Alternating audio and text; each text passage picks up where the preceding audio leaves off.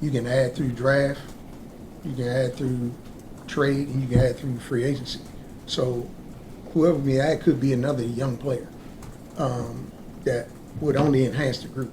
So coach is a defensive guy. Keep trying to remind him. But he's right. We need to score, and we will add. We need to add scoring. Is that like 3-point shot? I don't care how it goes in 3, 2, 1. We need some more scoring. Scoring looks to be a focus heading into the offseason, which makes sense. The Pistons offense needs some more firepower and consistency. To top things off, the news we will cover today reflects this, so strap in. We begin with free agency. James Edwards is reporting the Pistons want to sign Marvin Bagley to a 3-year deal. It's clear as day Troy Weaver is high on Bagley, so this makes sense. Bagley showed out during his time with the squad, so bringing him back long term is a no-brainer. In an offseason filled with questions, it's nice to have one answered early on. There was a report out of Cleveland saying the Pistons are interested in Collin Sexton. He missed most of the season with a torn meniscus and will be a free agent this summer. ISO scoring is Collin's calling card, which I don't think we need more of right now. We have Cade and Bay already doing that. Then outside of scoring, what else does Collin do? With Grant, I'm at least getting shot blocking and defense along with the ISOs. So I'm just trying to imagine Dwayne Casey coaching Collin Sexton, and it's just not working. After scoring 41 points in the playoffs, we can see why Troy Weaver wanted Jalen Brunson. The Mavericks didn't want to part ways with the point guard at the trade deadline, which looks like the correct decision since he's winning them playoff games while Luka Doncic was out. Brunson will be an unrestricted free agent this summer, meaning he can freely choose his next team. If the Pistons want Brunson, money will not be the issue. His decision would go like this. Does Brunson want to play with Cade or Doncic? Does he want to play in Detroit or Dallas? It's basically his decision. Then the other target is DeAndre Ayton. With Devin Booker out, Ayton went off. He finished with 28 points, 17 rebounds, and also knocked in 2 triples on the night. So it's looking like both those players will demand a max contract. If anyone was wondering about Miles Bridges, I think he will want a max contract as well, especially with teams needing power forwards. With that said, I would be surprised if all 3 stay on the same team. If we miss out on those 3, other scorers on the market for a low price will be Gary Harris and Dante DiVincenzo. Both are good 3-point shooters who could come off the bench.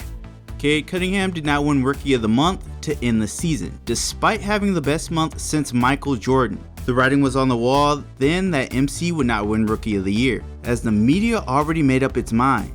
With only one national TV game given to the Pistons, it was really over from the beginning. The disrespect promoted Cade to tweet out Detroit versus everybody.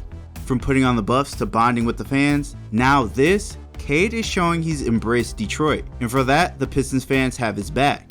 Now to the other story, which is about who liked the tweet Cade sent out. The 2 were Jabari Smith Jr. and Paolo Banchero.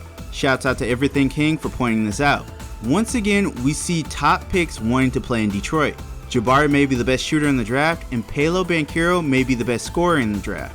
The fact that 2 of the top 3 want to join speaks volumes to where the Pistons are compared to other franchises.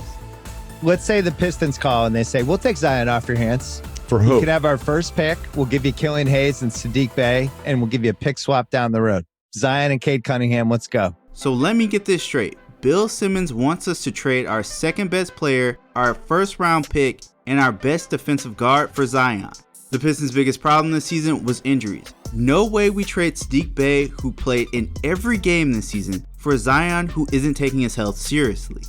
With the New Orleans Pelicans making the playoffs, that means the Portland Trail Blazers will not have 2 first-round picks.